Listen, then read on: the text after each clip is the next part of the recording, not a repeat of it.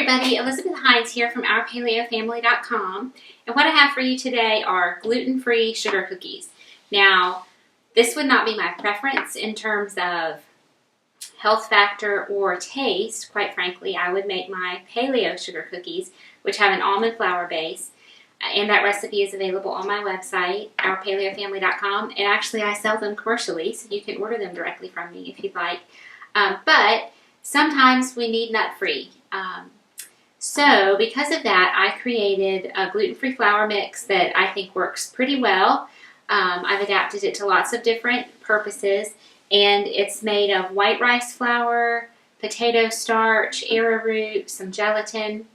That recipe is on my website. It's called All-Purpose Gluten-Free Flour, and this is a great recipe you can make and send with your kids because you put a little frosting on top, and they're pretty and they're colorful, and children love them, and nobody says, "Oh, is this something weird about this? This is diet food," or "This is gluten-free." They can't tell. They taste good, and they're pretty allergen-free. I mean, I'm sure somebody's allergic to potatoes. I'm sure somebody's allergic to white rice, but that's certainly not a common allergy. There is an egg. You can leave the egg out. If you just Google egg replacer, there are tons of replacement options for eggs in recipes. So this recipe is gluten-free and dairy-free and soy-free and all that stuff. So, and it's really simple to put together, and so I wanted to show you how easy it is. So I'm going to start with some of my flour. So this is my gluten-free flour mix, and I have, I'm going to put in 2 1/3 cups. This is a 1/2 cup measure. So that's 2. I don't have out my 1/3 cup. Let me grab that. Okay. We're going to need a little bit more to dust our surface to roll out our dough. So we'll just leave that handy. And we're going to mix that with sugar. Now, I forgot to get out my sugar. Let me grab that. You can use, has a little egg in it from the last recipe. You can use maple syrup or honey. You could use coconut sugar and keep it more of a paleo sugar, or you can use granulated sugar. Now, if I were making these to send to a function with my children, a whole bunch of other children are going to be eating them, I would just use granulated sugar because it is cheaper.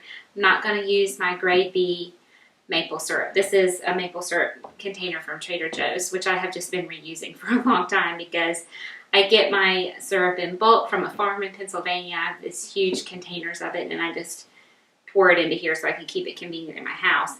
But this is, you'll see how rich and dark this is. Looks almost like molasses. So, frankly, I wouldn't waste it on little children who are not going to know the difference. And because that's liquid, I'm going to mix all my liquids together. But I'm just reading my recipe, and sugar was next. So next comes a heaping teaspoon of baking powder.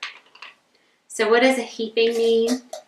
It means just don't level it off, and that it's okay if it's not a specific amount. So don't worry and say, what is a heaping? I don't know what heaping is. You don't have to know what heaping is, okay? Just round it up. Okay, 1/2 teaspoon of salt. This is 1/4 teaspoon, okay? Just some nice pink Himalayan salt.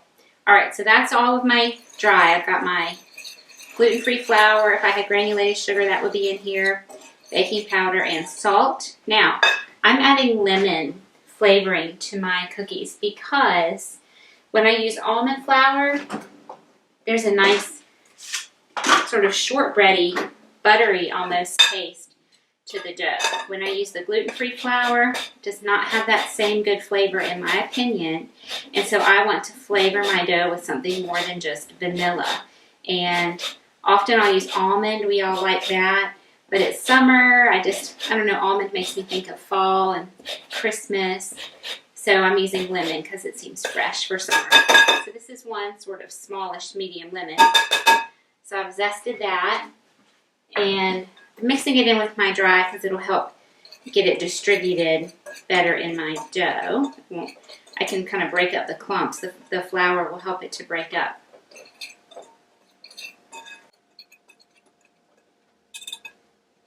Okay, so that's my dry. I'll set that aside. So I've got my maple syrup and my egg. I'm going to add 2 teaspoons of vanilla.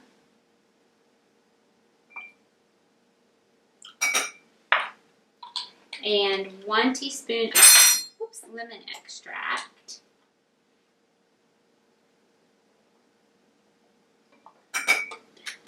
And 1 teaspoon of apple cider vinegar.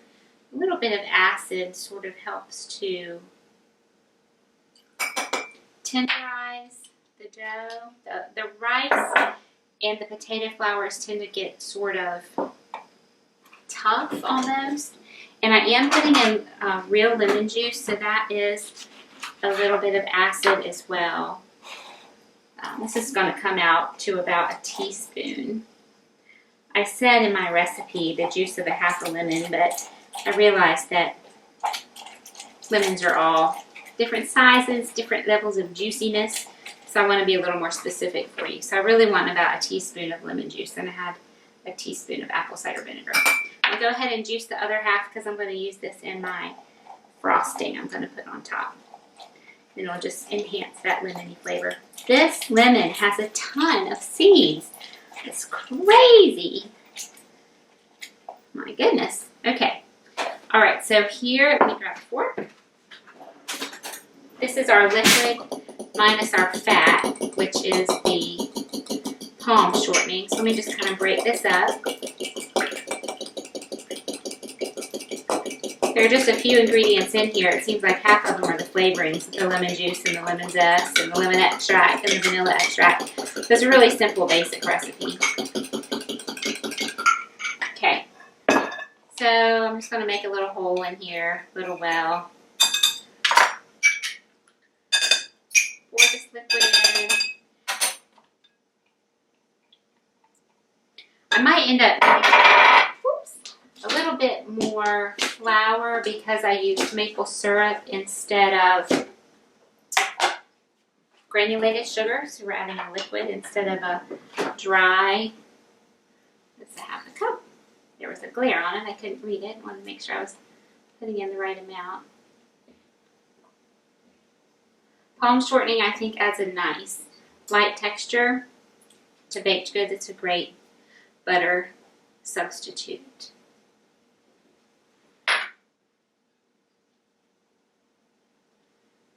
Okay, then we'll just mix this together, and you could use a hand mixer, but it's super simple to mix together. And I'll show you the kind of texture that you want.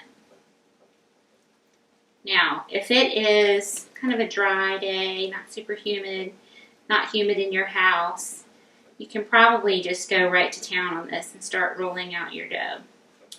If it's a pretty humid day, maybe it's pouring down rain outside, you might need to give it a chill for just a few minutes in the fridge, but it doesn't take too long to chill it to be able to roll it out. Well, I can see my lemon zest in there. I'm real close to sticking my hands in there. It's going to be just perfect. I think I'm going to be able to roll it out right away.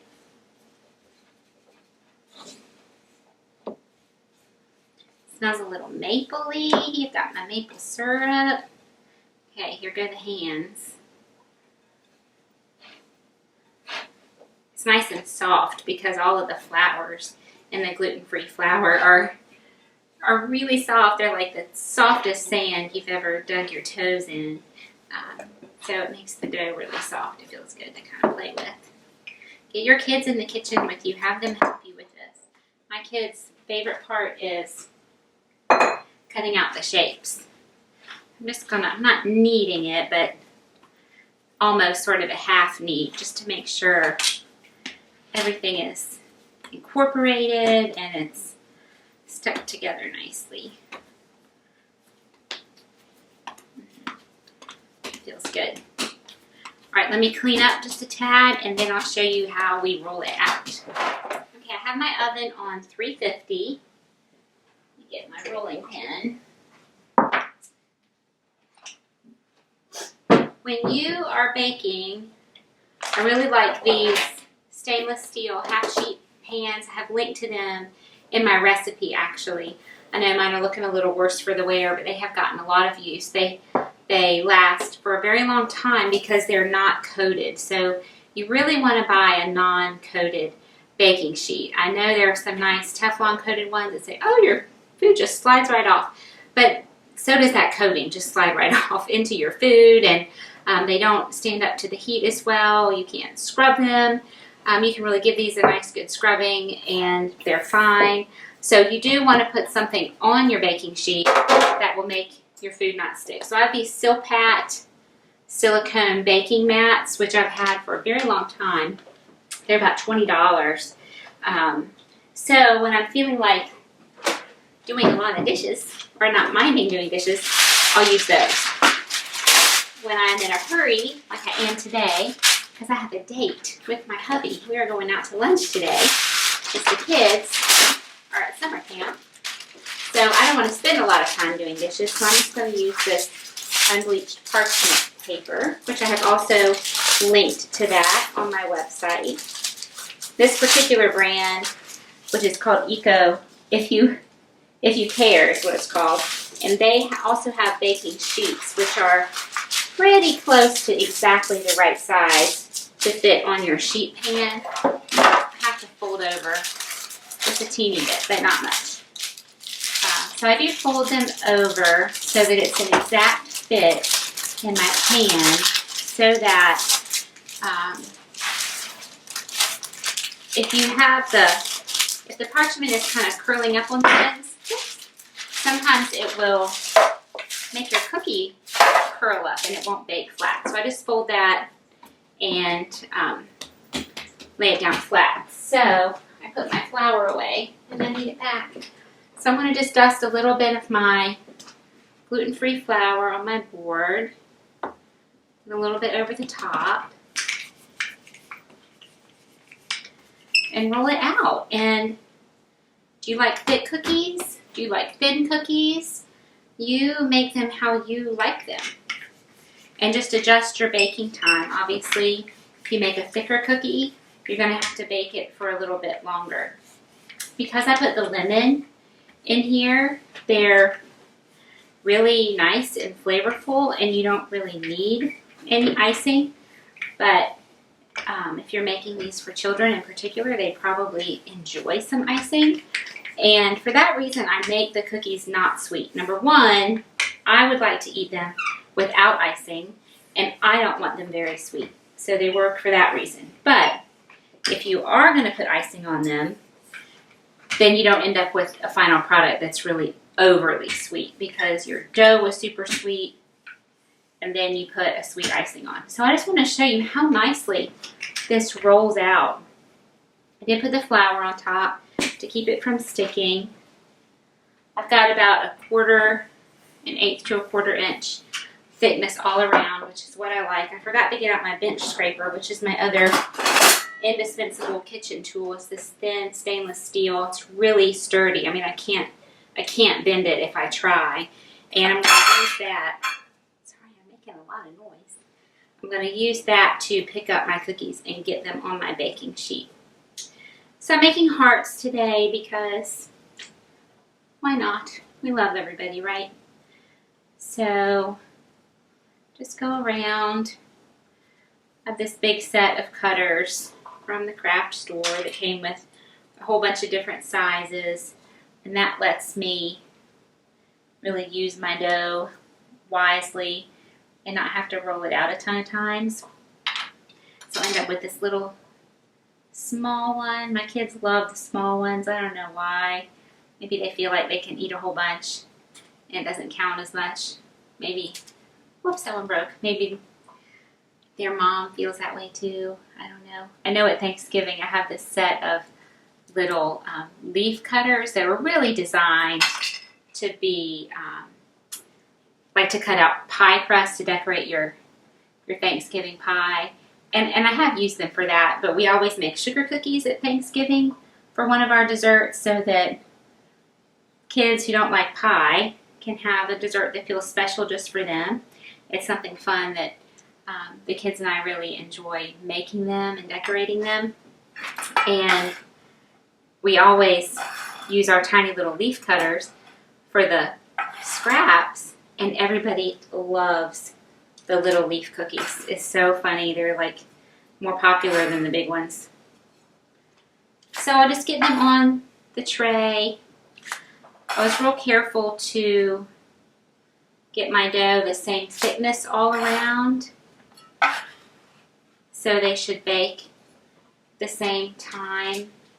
I am trying to put my littler ones over on this tray, and I'll put my bigger ones together over here.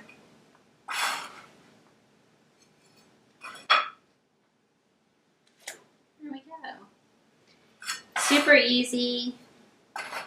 Rolls out really nicely. The lemon smells great. Again, I wish you could smell it.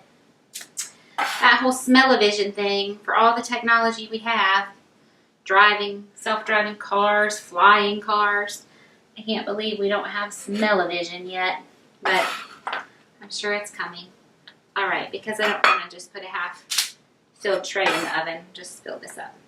They'll be fine. If those little ones start to get done before the big ones, I'll just use my spatula and take them off. That's not the end of the world. And then I have just enough left to probably make one more tray full. At the end, I always end up with some little scraps, and I will make an L for my son and a K for my daughter. They love their L and K cookies. Now, it's gotten a little bit dried out from the extra flour that I had to add in to roll it out. So it's no big deal. Just add in a little liquid. Now, because I had that lemon juice sitting there, I have plenty of it. I used lemon juice, but by all means, you could use water. You could use vanilla extract. You use milk if you don't care about dairy-free, whatever. But if you don't get it formed back together into a nice ball, it'll, when you start to roll it out, it'll just totally crumble on you and you'll be frustrated. So just take that minute when you're forming your scraps back together to make sure it's not too dry. Okay, I'm going to get these in the oven and I'll show you what they look like when they're all done. Okay, our cookies are out 10 minutes at 350 and they are just slightly browned. My husband likes them a little more brown, so this last batch I'll cook for 11, maybe 12 minutes and let them get a little toastier around the edges the way he likes.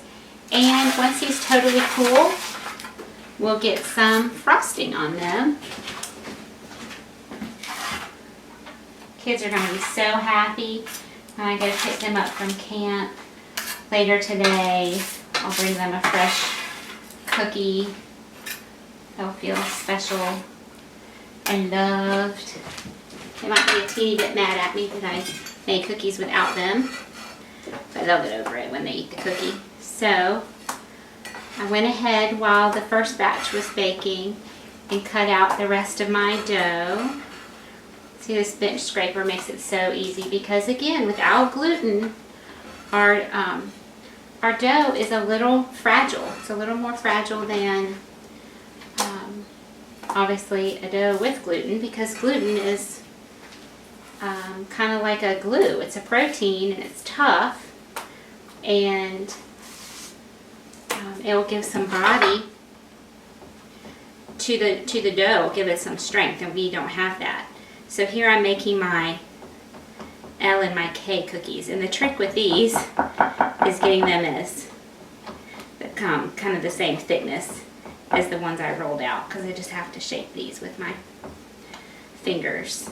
And the kids, if they were here, they would put tons of icing and sprinkles and all sorts of things on there, so they really couldn't care less what the cookie looks like, because it's going to be covered in a hideous amount of icing. Every color icing I make, every kind of sprinkle we have in the cupboard, it's going on their cookie. The K is kind of hard. I did have to add some water to this last, that's not a K. I think I forgot how to make a K. It's a good thing I'm not their teacher or something. Yes, I'm making it sideways. That's my excuse. Oh dear. Thank Thank goodness for summer. We get a little break. We get to give our brains a break. Our bodies a little bit of a break. Alright, does that look like a K? It's not the best K, but that's sort of a K. Alright, so in the oven those are going to go. Let me show you the other thing I love about this dish scraper. Instead of having to get my washcloth and wash and wash and wash and wash back and forth, I can scrape up the bulk of my mess with this and then just toss it in the trash, and it's real easy to clean my board or my counter. My icing, I'm not going to make it because it's super simple and I'm not going to do it until later, so I don't want it just sitting here. But I'm going to use powdered sugar. This is some I had left over from a cake that I made. Normally I would buy the organic powdered sugar because it's not going to have cornstarch in it, so kind of your standard powdered sugars are going to have cornstarch to, as an anti-caking agent. So the organic ones will have tapioca or sometimes arrowroot. I'm very sensitive to corn, so I would be careful eating that. Just with everything, read your ingredients and know what is okay for your body and what affects your body. And this is my food coloring. It's from Color Kitchen. I ordered this from Thrive Market, which is an online kind of health food store. I'm sure you can buy it in other places, but that's where I buy mine. They have blue, which is spirulina, yellow, which is turmeric, I think. I can't remember. And the red, which is beet. And it really gives a nice color. I've never tried to make a deep red with it, but it does make a really pretty pink or burgundy, and the colors mix really well to make pretty colors. So I love this for my food coloring. So I'm going to use the flour. This is a powdered color, and then I'll use up my lemon juice, and then any additional liquid I need, I'll just use water to get the right consistency. To just drizzle over. I'm not going to put a lot of icing on, but this will make a little drizzle, and I'll just let it sit out and it'll harden, and they'll be pretty and tasty. So those are the gluten-free sugar cookies, and you can find the recipe on my website, OurPaleoFamily.com. Thanks, everybody.